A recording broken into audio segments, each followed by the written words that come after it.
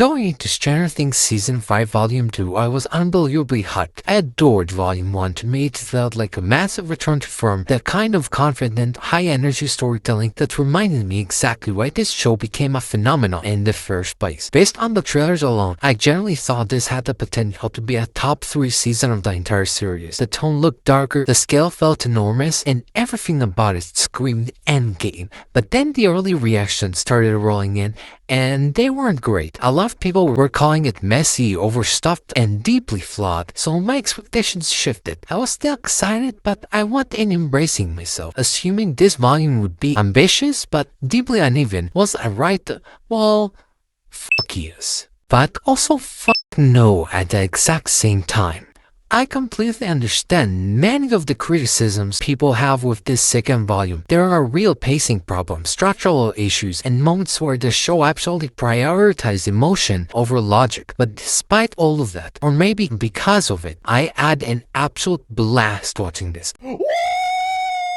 Volume 2 contains some of my favorite moments in all of Stranger Things, period. It's messy, indulgent, and occasionally frustrating, but when it hits really hard. If there's one thing this volume absolutely nails, it's the character dynamics, especially the relationships the show has spent years carefully building. Just like in Volume 1, the banter between Dustin and Steve remains flawless. Their dynamics feels effortless at this point, funny, heartfelt, and grounded in genuine affection. But Volume 2 takes that relationship to an entirely different emotional level. There's a moment, and yes, full spoilers here, where Steve is trapped in what is essentially a death-defying situation. He tries to save Jonathan and Nancy from an overwhelming force, but the direct path is blocked. Isolation, a ladder, and the second he grabs it, Dustin knows what that means. He knows Steve will die if he goes through with it. What follows is one of the most devastating scenes of the volume. Dustin desperately begging Steve not to go, completely unraveling as the weight of Eddie's death in Season 4 crashes back down on him. This isn't just fear, it's trauma resurfacing, it's guilt, it's loss. And the performance here is phenomenal. Dustin breaking down, barely able to get the words out, feels painfully real. For me, this was the single best scene of Volume 2, and honestly, one of the most emotional peaks of the entire series. Stop being so selfish, please. If you go on there, you're gonna die, and I can't deal with it again. You can't die because I can't deal with it again. Don't let it happen again, please. Please don't let it happen again. Not you. Jonathan and Nancy also get a moment that surprised the hell out of me. Their confession scene happening while Dustin and Steve are literally racing against time to reach them is bold in its placement and devastating in its execution. Instead of panicking, they just talk. They confess everything they've been holding back, all the truth they think matter in case this is the last moment they'll ever have. Jonathan's proposal, which we saw being set up in Volume 1, is incredibly touching in concept. That said, I completely misunderstood the intention behind it. The Duffer Brothers later clarified that Jonathan saying, "Will you not marry me?" was meant to signal a breakdown, not a proposal, which yeah, that did not come across clearly at all. A lot of people didn't read it that way, and I think that's a genuine storytelling misstep. Still, despite the confusion, the scene itself is beautifully written and acted, and emotionally it absolutely works. One of the most unexpected highlights of this volume is what they do with Max and Holly. I'll be honest, I've never been the biggest Holly fan. She sometimes comes off as a bit of a smartass, and I didn't expect her to play a major role here. But damn, Volume 2 gives her some genuinely standout material. There's a scene where Max and Holly talk about before returning to their bodies, deep inside Vecna's mind. Visually, it's stunning, surreal, haunting, and deeply emotional. That said,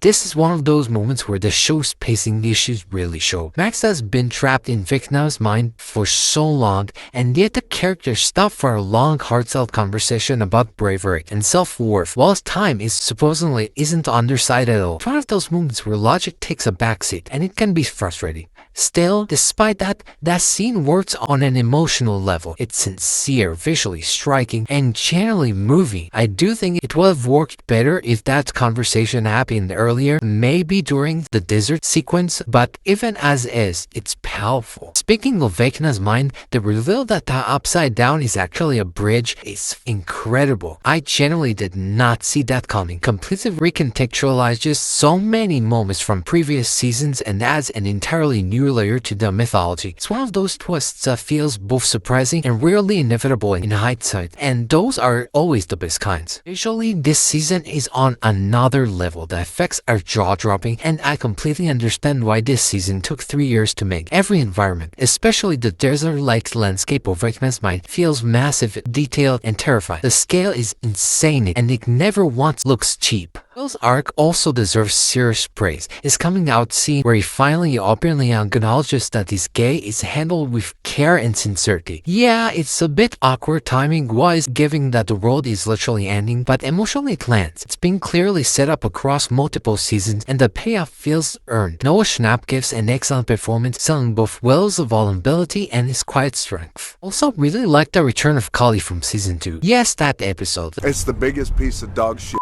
that I have ever heard. And why I still absolutely hate episode 7, I appreciate that the show is trying to redeem that storyline rather than pretending it never happened. Kali's return feels intentional, and while she's still incredibly suspicious, I enjoyed seeing her back in the mix. One of the most satisfying parts of Volume 2 was finally seeing Will actually use his powers in a real impactful way. Ever since the end of Volume 1, that setup was begging for payoff, and this volume delivers. Watching Will tap into abilities similar to Eleven's but in a way that still feels unstable and uniquely his was awesome. The Frankenstein-style scene with the Demogorgon is a clear highlight. Intense, creepy, and visually striking, made Will feel genuinely important to the plot again, not just emotionally but as a helpful forcing the story. And can we talk about Karen Wheeler for a second? Nancy, Mike, and Holly's mom gets an unexpected badass power gear, and she absolutely kills it. She's smart, resourceful, and finally given agency beyond just being the mom. Loved every second of it. That said, this volume is not perfect. Linda Hamilton's character is probably my biggest disappointment. Volume 1 set her up to feel like a major antagonist moving forward, someone who would play a huge role in volumes 2 and 3. Instead, she's mostly pushed into the background here, which feels like a massive waste of both the character and the casting. I also really like Derek, the new kid introduced this season. He's funny, charismatic, and brings a fresh energy to the group. Who gave you this map?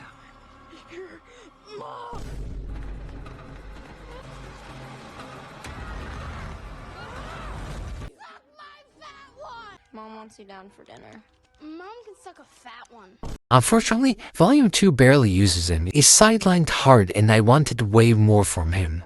The plot armor this season is arch-ignored. The stakes are massive, the danger is constant, and yet no major characters die. After a while, it starts to drain the tension because you know everyone will survive no matter how bad things get. Some moments feel like they're building toward real consequences, only to pull back every time. I get that they're saving big deaths for the finale, but it still weakens Volume 2 on its own. And then there's the exposition. There is so much of it. Entire scenes exist just to explain the plan, re-explain the plans, and then explain why the plan changed. This was an issue in Volume 1 as well, and it's even more noticeable here. The show leans way too heavily on tell, don't show, which is frustrating given how visually capable it is. Finally, Volume 2 undeniably feels like setup. A lot of setup. Almost everything is clearly building toward the finale episode the right side up, and while I'm confident that payoff will be incredible, it does make this volume feels slightly incomplete on its own. Despite all that, I genuinely adore this volume. I don't understand the outright hate at all. Yes, it's flawed. Yes, it's indulgent. Yes, it sometimes sacrifices logic for emotion. But it's also bold, emotional, visually stunning, and packed with moments that reminded me why I fell in love with this show in the first place. For me, the highs here massively outweigh the lows, but that's just my take. What did you think of Season 5, Volume 2? Did you love it, hate it, or land somewhere in the middle? I'd genuinely love to hear your thoughts.